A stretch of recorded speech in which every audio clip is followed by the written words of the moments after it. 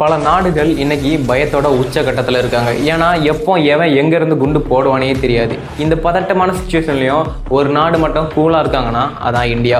அதுக்கு காரணம் நம்மக்கிட்ட இருக்க அக்னி-5. அக்னிங்கிற பேரை கேட்டாலே பயப்படாத நாடுகளே கிடையாது.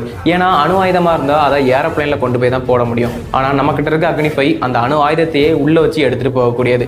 அதுவும் சுமார் 30,000 கிலோமீட்டர் வேகத்தில் 10 நிமிஷத்தில் டார்கெட்டை ரீச் பண்ணிடும். இது ஹிரோஷிமாவில் போடப்பட்ட அணுகுண்டை விடவும் 20 மடங்கு பவர்ஃபுல் ஆனது. இதை லான்ச் பண்ண உடனே நேர விண்வெளிக்கு போய் அங்கிருந்து 5 மிசைல்ஸை பிரிஞ்சு டார்கெட்டை அட்டாக் பண்ணும். எதிரி நாட்டை கன்ஃபியூஸ் பண்றதுக்காக இதுல ஒரு சில டம்மி மிசைல்ஸுமே இருக்கும். எதிரி நாடு எது ஒரிஜினல் எது டம்மின்னு கண்டுபிடிக்கிறதுக்குள்ளேயே அந்த நாடு தரமட்டமாயிரும். குறிப்பா சொல்லணும் அப்படின்னா உலக வரைபடத்துல இருந்தே அந்த நாடு காணாம போயிடும். அப்படி உலகத்திலேயே ரொம்ப பவர்ஃபுல்லான வெப்பனா பார்க்கக்கூடியது அக்னி-5.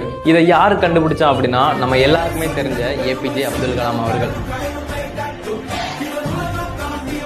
இந்த வீடியோ உங்களுக்கு பிடிச்சிருந்தா நம்மளை ஃபாலோ பண்ணிட்டு உங்களோட ஃப்ரெண்ட்ஸ் அண்ட் ஃபேமிலிக்கு ஷேர் பண்ணுங்க. நாளைக்கு இன்னொரு வீடியோவில் பார்க்கலாம்.